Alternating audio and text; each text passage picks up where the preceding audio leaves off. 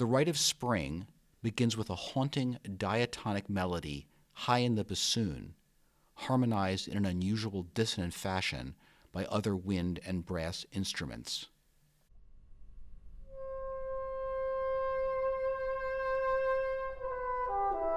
Bassoon melody,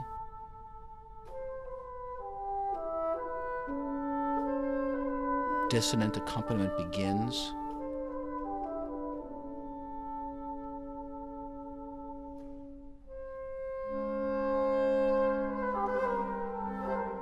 melody peters out as accompaniment thickens,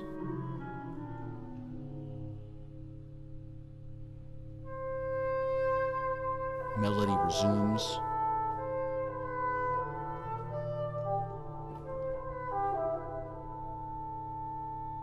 final note of melody is sustained.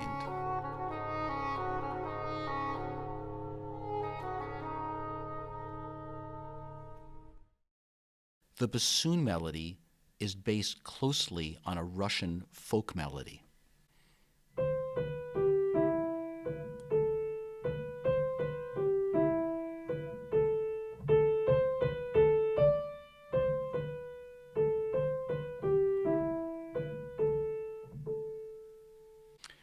On its own terms, even in Stravinsky's rhythmically distorted version, this melody would probably be understood in the key of A minor, or perhaps the Aeolian mode without a raised leading tone, organized with reference to its descending minor third C, B, A.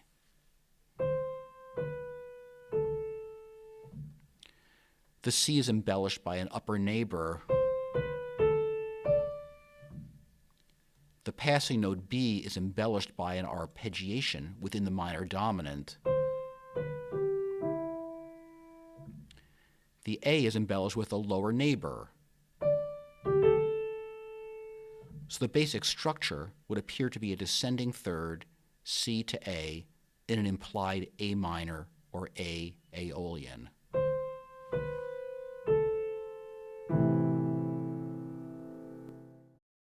But Stravinsky's harmonization conflicts strongly with the A minor implications of the melody.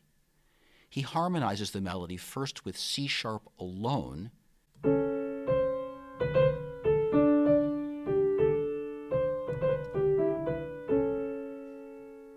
and then with the perfect fourth, G sharp, C sharp.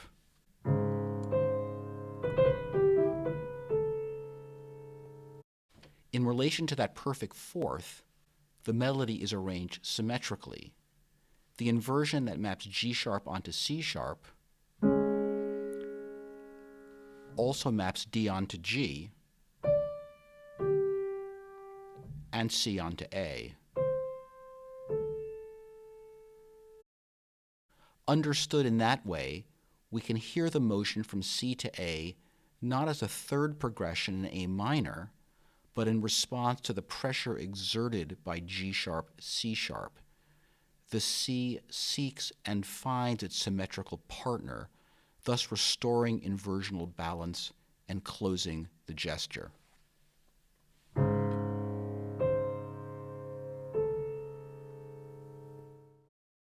The same voice-leading gesture, a descending minor third in the upper voice, heard with reference to a framing perfect fourth, is heard 4 times in measures 6 through 7. It's a sequential motion. Each pair of inversionally related chords is transposed down 2 semitones, traversing a total span of a tritone and leading to a return of the opening melody. F sharp to D sharp over D G.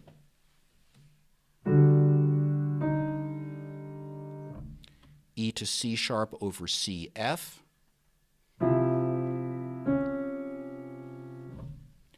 D to B over B flat, E flat. And finally back to C to A over G sharp, C sharp.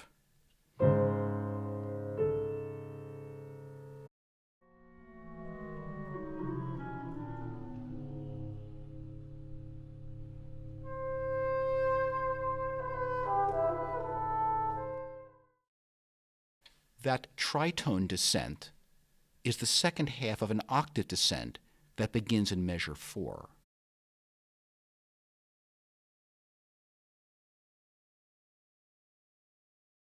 Following the voice leading reduction in level 2, we move from here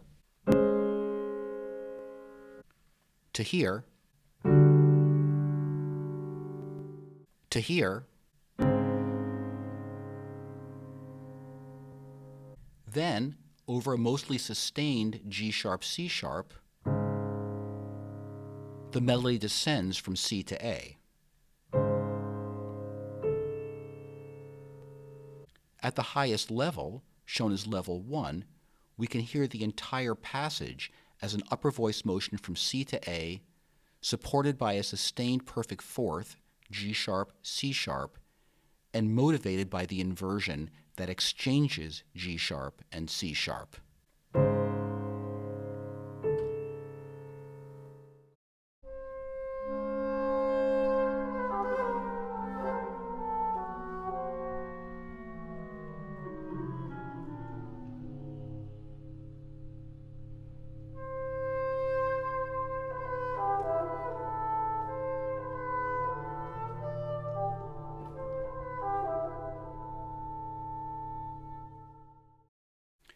At the end of the passage, measures 10 through 12, the accompanying perfect fourth, G sharp, C sharp, continues to be sustained in the bass.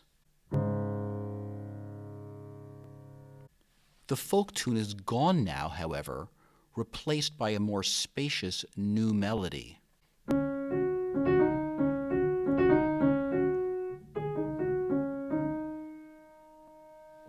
But that new melody still descends by a minor third, now F sharp to D sharp.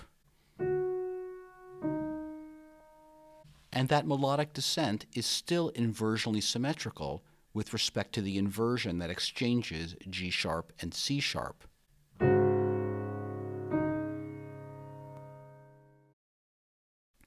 Taking the two parts of the passage together, we find a single unifying gesture in the melody, traversing a complete cycle of minor thirds, C, A,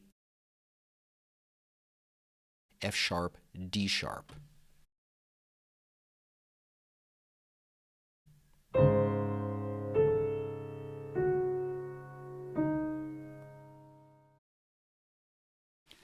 One can imagine the passage as working out a clash between two structural perfect fifths, C sharp, G sharp, and D, A.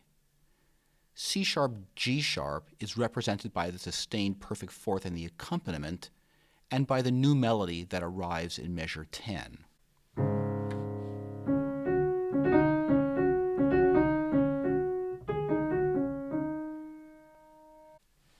DA is represented by the melodic tetrachord DCBA, within which the folk melody unfolds.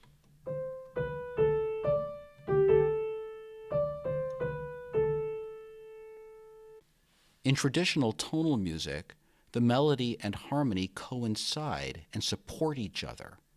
In this passage, the melody and the harmony, each centered on its own referential perfect fifth, are in tension with each other.